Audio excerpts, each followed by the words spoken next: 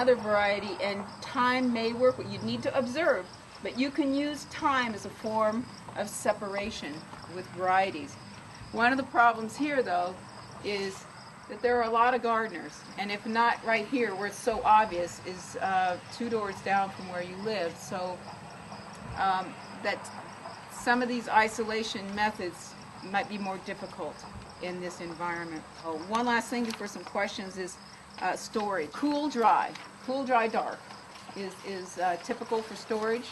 And one of the things I read in Seed to Seed here is just a funny formula. If you sum the humidity and the temperature, it don't exceed 100. But really what you're talking about is dry but not too dry, and cool. So, and there are some long-term storage where you actually can freeze seed. Some people choose to freeze seed. But if you're going to freeze your seed, make sure it's really dry. If you freeze like a cucurbit that's not fully dry, you know, you're going to destroy it. Same as if it's too wet and going to mold. One of the things I learned at the Seed Saving Workshop up in Decorah at Seed Savers Exchange this year was that if you have a house that most houses, if you find a cool, you know, a dark corner, most houses, you know, with the way we keep our temperature control and humidity control, are pretty good for saving seed. Now we're not talking about, you know, the big archives, but for what we're doing, you're going to be able to carry your seed just by keeping it. I'm keeping my bin in the basement. I've typically kept my stuff in a bin because a lot of things for instance, I'll keep in, you know, an airtight container. I'll put my seeds that I buy, and I categorize them by what kind of greens or cucurbits or roots and such. I just Ziploc them in a bag where I can see the little pretty picture. That's just a method of mine, but I have to put them in a bin because if you don't, you're going to find a mouse just thinks that's great stuff, and they'll go reorganize it. Your beans that I saved, so I put them in a container with a label, you know, and you want to label everything. You know, this is bush dry beans, Jacob cattle. It originally came from Garden City Seeds. Harvest location was Ekalaka, Montana in 2006, and I circled heirloom here. So you want to put information on your label about what you have. If you know that you took effort to save that line, you know, just go ahead and remark about that. It's another dry bean, called Norwegian brown. You know, there's a lot of different dry beans.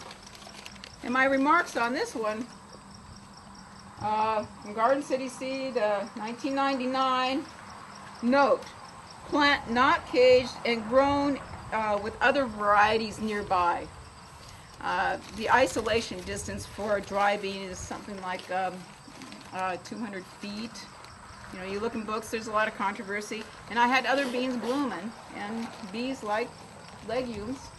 And so I wrote that, because I know that this is, you know, maybe had some cross-pollination. So that's all you know, you don't, just be honest about it. You know, that's what it is. Whereas this Jacob's cattle, it was the only bean I grew. And I knew no one was growing dry beans around me for over a mile. So it's pretty isolated where I was living. So I worked to my advantage. So just label what you've done, and then it'll always be there. And one of the remarks, and I haven't thought about this, that I heard it up in Seed Savers Exchange.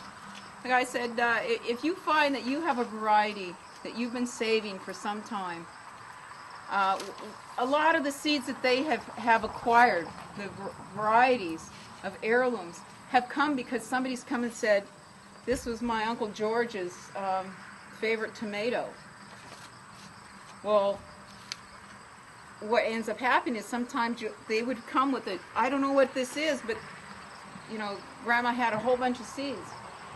But what is it? And so, not only label, but they said, for me, I have problems with penmanship. write on it for someone else to read, because if you've been carrying something and you pass on, who's going to take it? I mean, how can they tell what you've done? So it's just something that caught my interest, to be mindful. If you are into passing on, be mindful that you're not the only one looking at a label. How long do seeds last in containers like that? How many years can you store them? Seeds have a wide variety. And this book, by the way, talks about seed viability. Like, for instance, an onion seed. When you buy onion seeds, their greatest viability is that year. And every year, they lose 50% of their viability. But one of the things I've learned is, well, if half of those sprout, I still have a lot of seed. 5 years from now, there's still a lot. So some of it is you know, I could write on here, you kind of lead into viability testing. I could take 10 seeds or 50 seeds and sprout them and know my viability. And so what, you know, different seeds, like a bean, I would soak it. You've all done sprouts. You can soak 10 beans and you can say I have a 70% viability. You see the sprout coming out, and there you go. And you can do the same. A wet paper towel, a lot of these seeds, like a pepper or tomato seed, a plate with a paper towel, or something to keep the humidity high, and then you'll see the sprout coming out. Or you could just put some in some dirt early on in the winter, you know, just to see what that is. But they all have variations in viability. Grains and beans, long time. I mean, they find wheat in tubes that will sprout. So they're long term. And if you think about every time you scrape the ground, the weeds come up. That tells you how seeds are. There are some that will sprout the first year, some that will sprout the second year, and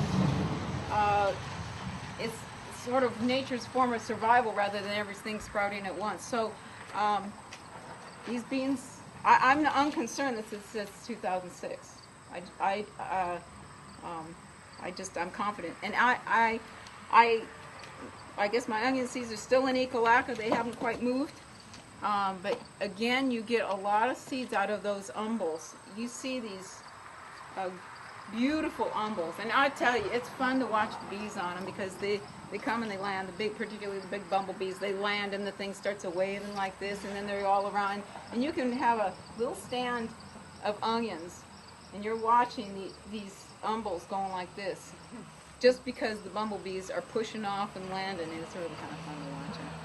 That's a beekeeper talking, but so even though there's a reduction of 50% viability in those onions, I know it's a matter of sowing rate.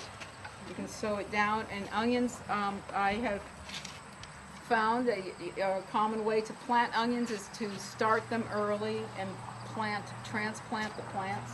You can sow them in the ground, but you can also transplant plants. You can buy bundles of plants. You can also, you know, buy the sets. But the plants are considered kind of the best thing to plant. So I have grown my onions from seed, and so the fact that there's twice the density of seeds or half the density of seeds in that container, I'm mindful of it, but I don't let that stop me. I don't let that stop me from keeping some seed and just keeping an eye on its viability. So that's a long answer to your question. So, but just back to this book, I reference this book because I don't remember all the numbers. So I open it up, I look up onion, I go to the allium family, and they tell you, right, they actually have full descriptions of how to do these various seed saving methods. Because I had an overview, and then I went by the book and just played with it, and how you know, deal with pollinating or cross pollinating, and what the seed viability is, and how many plants to save, and what their distances are of separation if you can do that. So I suggest using the resources. I intentionally brought this hatchet because if you truly have a squash that's really mature, it gets really hard.